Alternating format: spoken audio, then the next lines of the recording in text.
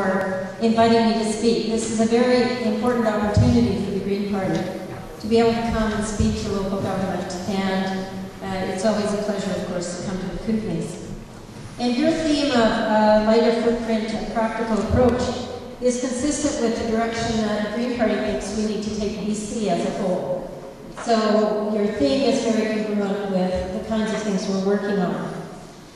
I like this period between elections because it gives us time to pause and reflect and focus on issues and policies and implementation without the tension that we have in campaigns. So you're between elections and we are as well. And you can work at a hands-on level, and the Green Party of BC is working at a practical level of how can we become more relevant to the people of British Columbia so that we can be electable in 2013. And if my math is good, there aren't that many of you that voted for the Green Party. I know that Andy did, so I'm confident there. But probably if we take 8% of you people, that's not a huge number of people that voted for the Green Party last May. So we're working to get on a package of policies and people and presentation, our own kind of P3, so that by 2013 we will have more people vote for the Green Party because we want to get some Greens into the legislature. That's our job for 2013.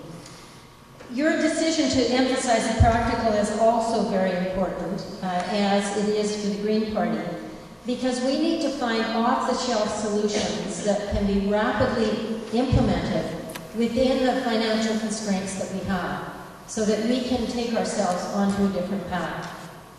In my talk, I want to address a couple of issues that provide a context for how the Green Party differs from the other parties and how the Green Party thinks that we as citizens of British Columbia should address the serious concerns that we face.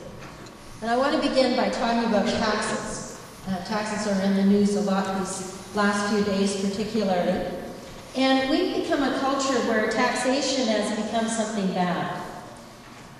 In the Times-Colonist this week, Les Lane, who is our local legislative reporter, called taxes cruel. And I have a friend in my Rotary Club that says we're taxed to death. And we have this kind of attitude toward taxes as being terrible. And we find it in the language of our politicians, and it's fodder for how our politicians talk to each other within the legislature. It's often used by commentators and political pundits to denigrate both politicians and government. In fact, making taxes a bad thing has been a deliberately designed campaign by the neoconservative right. And it was designed deliberately so that we wouldn't have enough money to fund our social safety net. So one of the biggest disappointments for me as a politician is to see political parties of all stripes buy into that notion that taxes are bad. And we all know that you either have money to do what you want to do or you don't. And if you don't have the money, you need to either raise the money or cut expenses, or both. And the practice of successive governments in British Columbia has been to avoid making those hard choices. Now, I carry a mortgage on my house, so I'm not opposed to debt. But the debt that we are accumulating in BC right now is going to have to be paid off by my grandchildren and your grandchildren. It's kind of taxation without representation. At the same time, our natural and social wealth is rapidly depleting. This means that there will come a time when we have no choice but to do things differently. At the local government level, you can't run deficits, so discussing taxation is unavoidable. At the provincial level, avoiding taxes is creating a crisis. The cutbacks to programs and arts funding, the gutting of our resource ministries are just the most visible signs that we're in real trouble. When the Socrats left office in the early 1990s, the provincial debt was $19 billion. That was shameful in itself, but by 2013, our provincial debt will be $60 billion.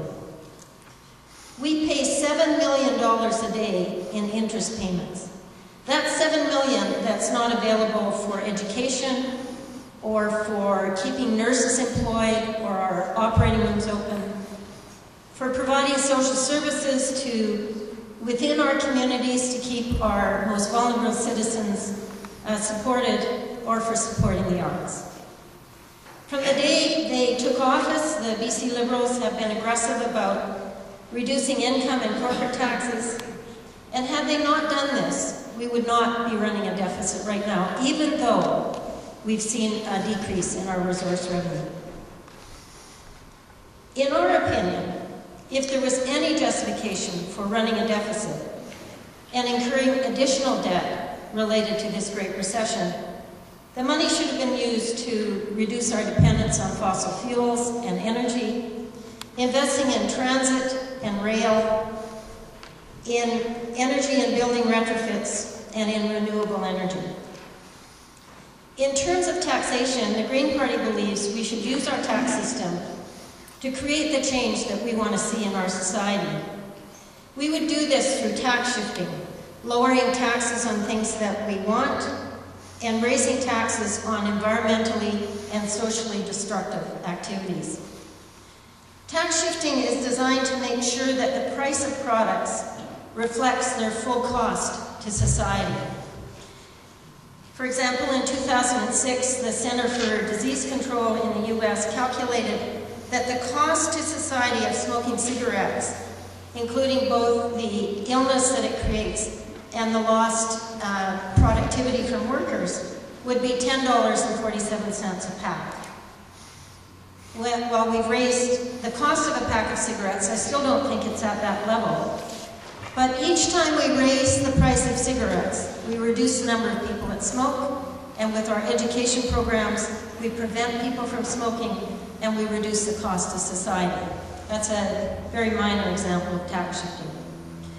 Greens support carbon taxes and consumption taxes, taxing things that create waste, pollution, and ill health, and removing taxes from things that reduce unnecessary consumption, promote healthy living, reduce waste, and generate income.